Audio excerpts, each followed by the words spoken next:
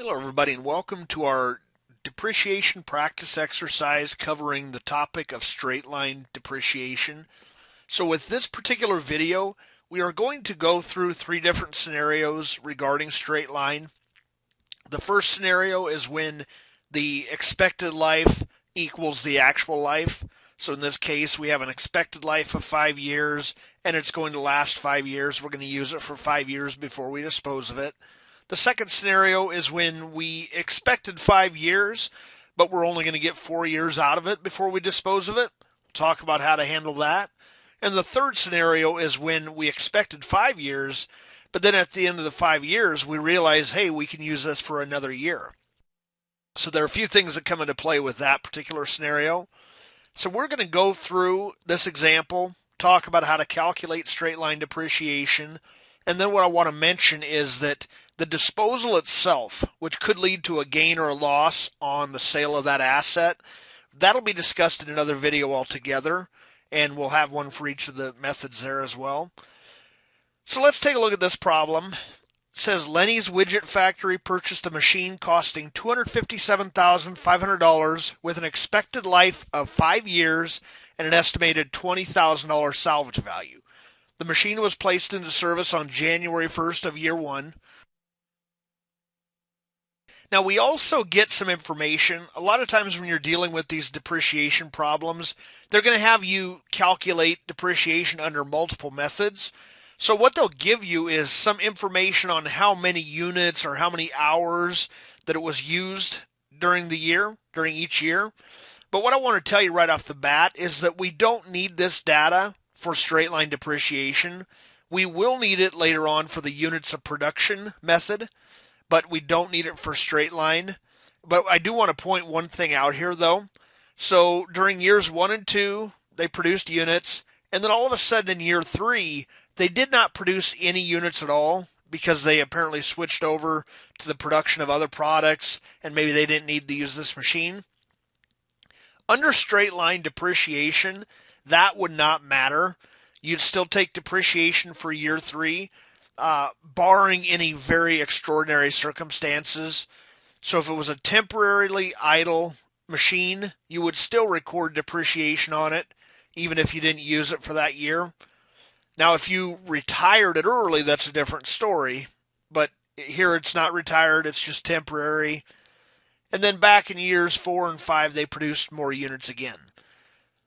So again, that stuff really won't matter too much for the straight line method, but I just wanted to mention it because you will see it in your problems. They're still going to reference it, but just remember you need to ignore it. So the question or the problem here is we need to prepare a depreciation schedule using the straight line method, assuming that we had used the asset all the way up to the 5th year before disposing of it. And again, just as a reminder, we're going to discuss the treatment of the disposal itself in another problem in another video altogether. So sometimes you'll see templates with these problems. Sometimes you have to do it from scratch. The template I'm going to show you in just a second is an all-inclusive template. It's more than you may even need for your particular problem, and I'll show you what parts you really need. But I'm going to unhide this here.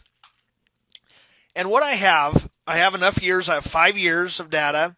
So you want some column indicating what year it is. And I'm going to add a column called depreciable cost. I'll explain what that term is. But what we'll see under the straight line method is that does not change throughout the life of the asset. It's the same amount. It's actually what it is. It's the cost minus the salvage value. That's what depreciable cost is. Now, I'm putting it into the template just to show you the all-inclusive version of this template, but you could very well just do this calculation one time before you even start the template, and then you'll know what that amount is. So I'll get back to that in just a bit. I'm also going to throw in a beginning book value column. Now, it's not as imperative for the straight line method to have this, but it is important for the double declining balance method, or the other accelerated methods. So for that reason, I'm putting it in here just to show how it works. The same thing goes with this depreciation percentage column. You don't really need it necessarily for straight line, but you do need it for double declining balance. And furthermore, when you're doing the double declining balance method, you need to know what your straight line depreciation percentage is, because you're going to double it. So that's why I'm putting it in here, just so you know how to calculate it. Finally, we'll get to the point that we do need the depreciation dollar amount. This is basically depreciation expense. So maybe I will add that term in there just so it's very clear what we're talking about. That's the depreciation expense for any given year. The accumulated depreciation, as the term implies, it's going to accumulate over the years. This is all the depreciation up to that point. So the number increases. And then finally, we have the ending net book value, which that's what's left over after the depreciation up to that point. The idea of depreciation is you take the cost of the asset and you're allocating it throughout its life, and then ultimately you're going to have a net book value that's either equal to the salvage value, or in some cases zero if you had no salvage value. By the way, just some terminology. Salvage value, you may hear residual value or scrap value. They all mean the exact same thing. It's an estimated amount that we think we're going to be able to dispose that asset for when we sell it at the end of its life, or we may be able to scrap it for that amount once we're done using it. It's an estimate. That's the key thing, though. So let's go through this, and first let's add our year indicators here. And I also am going to make sure that we have everything in a nice format, dollars. This one we shouldn't really need any cents. I'm also going to put the percentages in here. So let's talk about this. Now again, this template's all inclusive. You don't need all of these columns to prepare a straight line depreciation schedule. Some of this you can do just outside of the schedule itself ahead of time, but I'm doing this just to show you the whole picture. Doing it this way, understanding it this way, will really help you when you get to some of the other methods. So first of all, let's talk about depreciable cost. Now, that's the amount of cost that we want to depreciate throughout this asset's life. So it's not just your cost, it's not just your historical cost, it's the cost minus the salvage value, because we do not want to depreciate the salvage value. We want that to be left. So for that reason, depreciable cost is going to be the $257,500 minus the $20,000. So even though it's a pretty simple calculation, I'm just typing it in here so you can see what exactly we're doing. We get, of course, $237,500. That's the amount of cost we want to depreciate. Now, what I'll mention here is that for the straight line method, and really for any method, depreciable cost is the exact same. It doesn't change throughout the year. It's a starting number. And that's why I also said you really don't necessarily need this as a column of your depreciation schedule. You could have just done this on the side somewhere, but I'm putting it here to really stress that point that depreciable cost does not change. Now let's go to the beginning book value. So beginning book value on year one is going to be the full-blown cost. By the way, book value, or even net book value, that term, that basically means your cost minus the accumulated depreciation that's been taken up to this point. That's your book value, your net book value. So I could simply type in, just to make it clear, net book value here, but on day one, net book value is equal to historical cost. We haven't done any depreciation yet. So notice that's $257,500. Your depreciable cost is $237,500. Now that will change year after year. It's going to actually be last year's ending book value. It'll move from one year's ending to the next year's beginning. Now let's talk about the depreciation percentage. So you don't necessarily need this for straight line, but you do need it for double declining balance. The percentage is simply the 100% divided by the number of years in your life. So you could say 100%, or let's do 100% or 100 divided by 5. I knew I was going to do that. Let's do 1 divided by 5. Because we're in percentage already, that's why it did that. Basically, every year is going to be worth 20%. So that's the key thing here.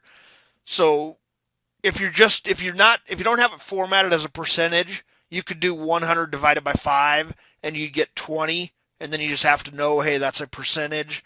Or if you already have it formatted as a percentage, do 1 divided by 5 and it'll give you 20%. Now that's going to be the same every year. 20% of the depreciable cost is going to be depreciated every year. Now notice, under straight line, we could do without this if we wanted, or I'll show you how you could actually use this to calculate the depreciation expense in the next column. But if you're doing double declining balance, you need to know what this was under straight line so you can double it to get your double declining balance percentage, which is absolutely needed for that method. So 20% every year, of course, that takes care of 100% of our assets' depreciable cost. And I want to stress that because, again, if you do decide to use this percentage for your calculation, do not multiply it by the net book value. Do not multiply it by the historical cost. You instead have to multiply it by the depreciable cost, which, again, does not change every year. So let's do one of them that way.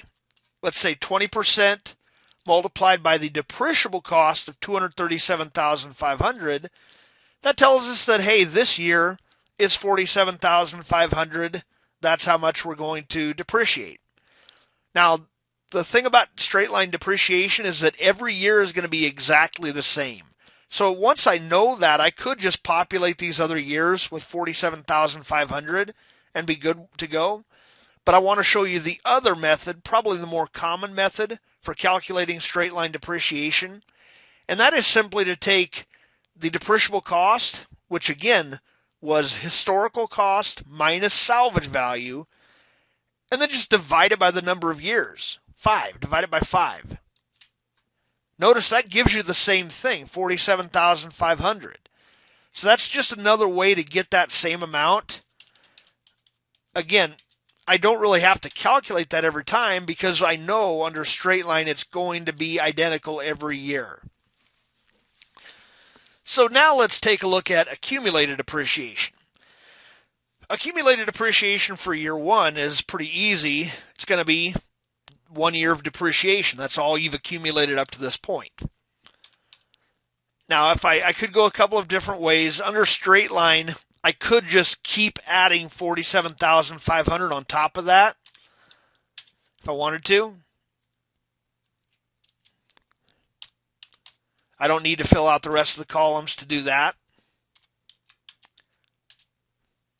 Or you could do it row by row, do the whole row, and then move to the next row. Under double declining balance, when we get to that method later, I will make it clear that you do need to do row by row. You can't just all of a sudden do every year of depreciation expense. You need to do row by row because 1 year impacts the next year. That's not the same for straight line. Straight line's easy. Every year is the exact same, and therefore your accumulated depreciation just keeps growing by that amount. Notice also, before we even get to the ending book value, notice at the very last year, we've accumulated exactly $237,500 of depreciation throughout its life, which is what we wanted to. We wanted to depreciate $237,500. Not the full $257,500, just that depreciable cost. So now let's go to the ending net book value. That's going to be the beginning net book value, or in this case, for year 1, the historical cost, minus the depreciation expense for that 1 year. So that means after year 1, our ending net book value is $210,000, which also means that at the beginning of year 2, we carry over that $210,000 of net book value. When we get to the end of year 2, Now we'll take, again, you could do it a few ways if you're using formulas. You could grab this number, or you can go back to the beginning of the year and grab that number. They're the same number. And then you need to subtract out yet another year's depreciation expense. So you can see now we're down to 162,500. And I'm going to grab that number for the beginning again. So I could do the same thing. Again, a few ways of doing it.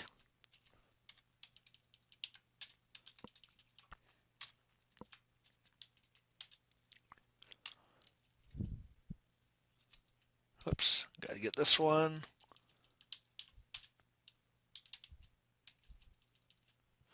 And then the last year, taking 67,500 minus that year's depreciation expense, 47,500.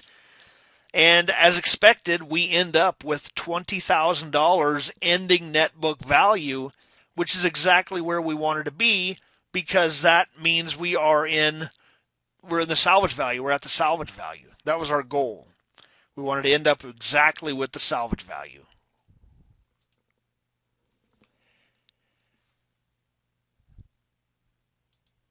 So one thing to point out with straight line, if you do something wrong, you may very well end up with a negative number that keeps growing, or you may not hit your salvage value. If you go down to 0, you know you've used the wrong number to multiply by or to calculate your depreciation expense. So basically your check figure for straight line is that you need to exactly end up with the salvage value. So that's the straight line method if we use a full life. Let's take a look at a similar situation. Same data set, only now we are using the asset for fewer years than expected. Everything else is still the same, except that we unexpectedly sold the asset at the end of year 4. By unexpectedly, I mean we did not know about this ahead of time. If we did, we could have revised our depreciation as soon as we knew about it. We didn't know about it until the year 4 had ended, and it was too late to make any changes to that year's depreciation. In that case, we're disposing of it. Obviously, we're not going to have it in year 5, so there is no year 5 depreciation. So what I want to point out here, to simplify this, is that everything from our first method is going to be the exact same. For years 1 through 4. Problem is, year 5, normally we would have taken some depreciation, but there is no year 5. The asset was sold at the end of year 4, so the book value at this point is $67,500. As we'll see in the next video, when we look at a few different scenarios with gains and losses, we'll have to compare this ending net book value to what we sold it for to see if there's going to be a gain or a loss. But nonetheless, that does not impact year 4's depreciation, and it doesn't impact, well, it impacts year 5 because there is no year 5. So that's the only difference with this one. Just as a reminder, let's say at the end of year 2, we realize that, hey, we're really only going to have a 4-year life after all. Then we would have revised depreciation going forward, and we would have hopefully ended up closer to our salvage value. We're going to discuss that scenario, the changes in depreciation estimates. That's another video altogether as well. Here we're just talking the simple straight line method and a few different scenarios that can happen. So now let's take a look at yet another situation where the asset was used for more years than expected. Everything's the same. It was expected to have a 5-year life, but as the years went by, as soon as the year 5 ended, we realized, you know what? We can still use this asset for another year. Why dispose of it? It's still working well. We still need it. Otherwise, we'd have to buy a brand new one. Let's just use it. But again, it was unexpected. All the way throughout year 5, we assumed, hey, we are getting rid of this asset at the end of this year. And then December 31st comes and we decide differently. So that's the scenario here. What I want to mention in this case is that everything we've done up to this point is the exact same, except now we have a year 6. Now the problem is there's an assumption here that even though we unexpectedly continued to use the asset, we decided as management, or management decided for us, whatever the case is, that hey, the salvage value estimate is still going to be 20,000 even though we're using it one more year. That might be the situation, and if that is indeed the situation, then there will be no depreciation expense for year 6. So everything would remain the same, and we would end up with the same $20,000 ending net book value. That could certainly happen. So that's the scenario. That's if the salvage value was unaffected. Let's change that a bit and say that, hey, at the beginning of year 6, you know what, or at the end of year 5, we say, hey, we're going to use this for one more asset. However, we think that if we do, the trade-in value of this asset or the salvage value is maybe going to be $10,000 now instead of $20,000. So what would happen then is that's kind of a plug figure. At that point, you'd say, okay, then let's depreciate that remaining $10,000 of depreciable cost. And really what would happen is now all of a sudden the depreciable cost would increase for this last year, even though that's just informational. What's more important is that your depreciation dollar amount for that last year would basically be whatever you want to still depreciate. And at that point, we would end up with our salvage value. Now, you could have a situation where it decreased the salvage value to 0 by using it this last year. And in that case, hey, we'd take the remaining $20,000